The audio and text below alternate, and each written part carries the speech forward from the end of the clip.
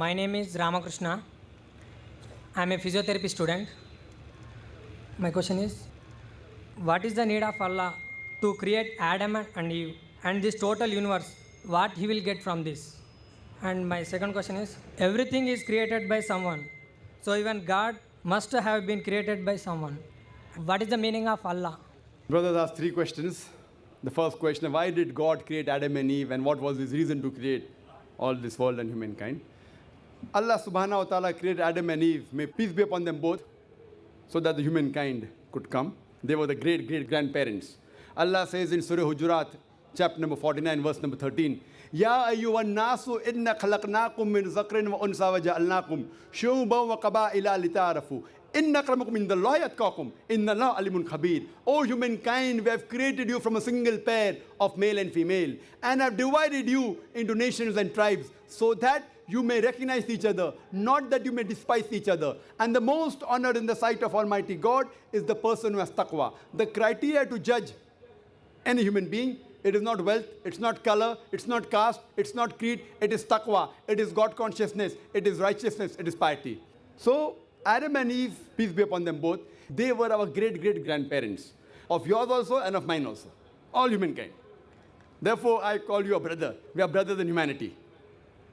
Allah says, Ya ayyuhan nas, O humankind. And Allah says in Surah Isra, chapter number 17, verse number 70, وَلَقَدْ كَرَّمْنَا بَنِي آدَمَ. Almighty God has honored all the children of Adam, whether they are born in India, USA, UK, born in a Hindu family, or a Muslim family, or a Christian family. Allah says He has honored all the Bani Adam. If you are a human being, Allah has honored you. Whether your name is Zakir, Abdullah, Ramu, Shankar, if you are born as a human being, Allah has honored you. Now coming to the question, why has Almighty God created the human beings? Allah has created the human beings because Allah says this is one of His best creation. All the other creations of Allah subhanahu wa ta'ala, they obey Him. We have the angels. Whatever Almighty God says, the angels obey Him directly. They have no free will. The human being is the creation of Allah subhanahu wa ta'ala, which has a free will. We can either obey Him or disobey Him. So Allah has created such a creation. We are one of His best creation and the best of forms. But we have a choice of either obeying God or disobeying God. If we obey God, we will go to Jannah, we will go to Swarg, we will go to heaven. If we disobey Him, we will go to hell. We will go to Nark.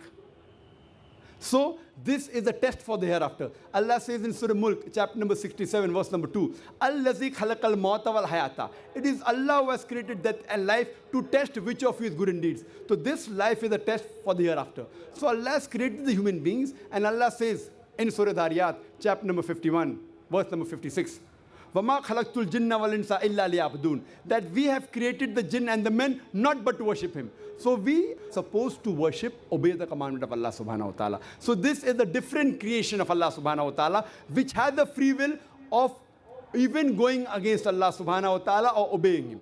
All the other things, the stars, the trees, the mountains, the Quran says they do sajda to Allah subhanahu wa ta'ala, they prostrate to Him, they obey Him.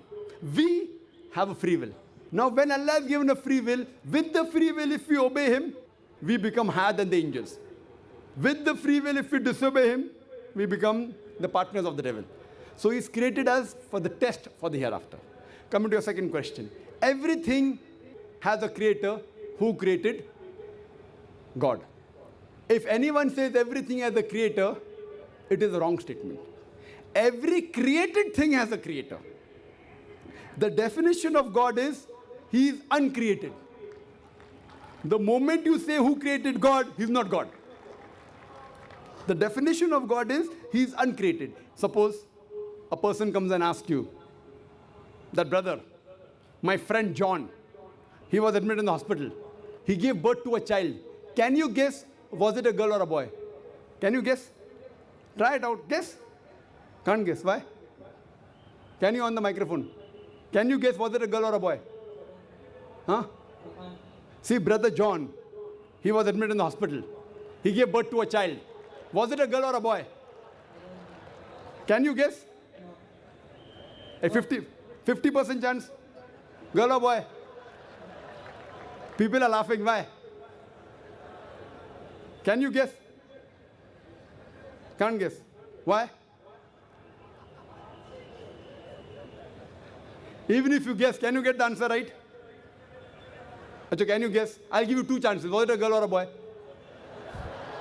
Try it out. Girl. Brother, can a man give birth to a child? Ah, there you made a mistake. Same way you made a mistake by asking who created God. A man cannot give birth to a child. So where's the question of it being girl or a boy? See, now you understood.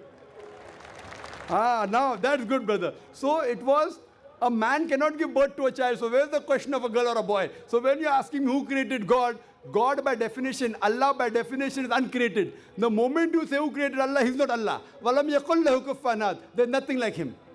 Coming to your last part of the question. Who is Allah? Who is Allah?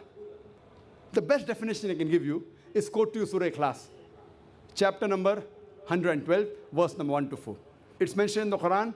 Kul huwa Allahu ahad. Say He's Allah one and only. Allahu samad. Allah the absolute eternal. Lam yalid wa lam yulad. He begets not nor is he begotten. Walam yakul lahu kufuwan ahad. There's nothing like Him. This is a four-line definition of Allah subhanahu wa ta'ala. Any human being, any person says so-and-so candidate is God. If that candidate fits in this four-line definition, we Muslims have got no objection in accepting that candidate as God. Four-line definition. This is the litmus test for theology, for the study of God. First is, Qul huwallahu ahad. Say He's Allah one and only. Allahu samad. Allah the absolute eternal. Lam yalid wa lam yulad. He begets not nor is he begotten. Walam yakul lahu kufuwan ahad. There's nothing like Him. If you go to the Hindu scriptures, the same is mentioned in the Hindu scriptures. Kul huwallahu ahad is mentioned if you read Chandogya Upanishad, chapter number 6, section number 2, verse number 1. Ekkam evidityam. God is only one without a second. Second test. Allahu samad. Allah the absolute eternal. Bhagavad Gita, chapter number 10, verse number 3 says, I am known as the Lord of all the worlds, the unbegotten, the beginningless. Third test. Lam yalid wa lam yulad. He begets not nor is he begotten. It's mentioned in the Shvetasvatara Upanishad, chapter number 6, verse number 9. Nachasya kasij, janita na chadipa. Of Him there are no lords. He has got no parents. Almighty God has got no father. He has got no mother. And walam yakul lahu kufuwan ahad. There's nothing like Him is mentioned in Shvetasvatara Upanishad, chapter number 4, verse number 19. And Yajurved, chapter number 32, verse number 3, where it says, Na tasya pratima asti. Of that God, there is no pratima, there is no idol, there is no image, there is no photograph, there is no sculpture. Who says that? Yajurved, chapter number 32, verse number 3. Same as, Walam yakul lahu kufuwan ahad. So any person saying so-and-so candidate is God, if that candidate fits in this four-line definition, we Muslims have got no objection in accepting that candidate as God. For example, some people say, Bhagwan Rajneesh is Almighty God. Once during question answer time, a Hindu told me, we don't believe Bhagwan Rajneesh to be God. I never said that the Hindus believe Bhagwan Rajneesh is God. I said some people believe Bhagwan Rajneesh to be God. Let us put this Rajneesh to test. First test is, Qul huwallahu ahad. Say He's Allah one and only. Was Rajneesh one and only? Was he the only man who claimed divinity? There are hundreds of them. And in this country, we have thousands of men who have claimed divinity. He's not the only one. But Rajneesh Bhaksi said, no, he's unique. Let's go to the next test. Allahu samad. Allah, the absolute eternal. Was Rajneesh absolute eternal? We know from his biography, from his autobiography, he was suffering from asthma, from diabetes, from chronic backache. Imagine Almighty God suffering from asthma, diabetes, chronic backache. Third test. Lam yalid wa lam yulad. He begets not nor is begotten. Bhagwan Rajneesh was born in Madhya Pradesh. He had a father and mother. In 1981, he goes to America, USA, and he takes thousands of Americans for a ride. In the state of Oregon, he starts his center and calls it as Rajneeshpuram, his village. Later on, the American government arrests him and put him behind bar. Rajneesh says, the American government slow poisoned me. Imagine Almighty God being slow poisoned. In 1985, the American government kicked him out of the country. He comes back to India in the same city, Pune, and he goes back to his center, which is now called as Osho Commune. And if you go to the Samadhi of Rajneesh, it is mentioned there on the Samadhi, Bhagwan Rajneesh, Osho, never born, never died, but visited the earth from the 11th of December 1931 to the 19th of January 1990. Never born, never died, but visited the earth from the 11th of December 1931 to the 19th of January 1990. They forgot to mention in Samadhi, he was not given visas to 21 countries of the world. Almighty God coming in this world to visit the world and requires visas to go to different countries. And the Archbishop of Greece said, if you don't remove Rajneesh out of this country, we'll burn his house and the house of his disciples. And the last test, Walam yakul lahu kufuwan ahad, is so stringent that no one besides the true Almighty God can pass. The moment you can compare God to anything, he is not God. Walam yakul lahu kufuwan ahad.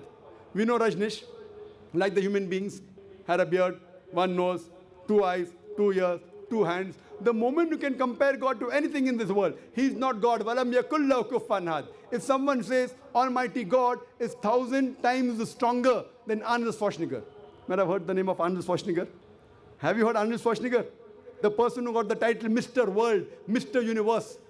The strongest man in the world, the strongest man in the universe. The moment you can compare God to anyone, whether it be Arnold Schwarzenegger, whether it be Dara Singh, whether it be King Kong, whether it be 1,000 times or 1,000,000 times. The moment you can compare God to anything in this world, he is not God. Walam yakul lahu kufuwan ahad. There is nothing like him. So this is a 4-line definition of Allah subhanahu wa ta'ala given in the Quran. Whichever God you are worshipping, brother, put that God to the test of Surah Ikhlas. If that God passes, that is the true God. Otherwise, it's a fake God.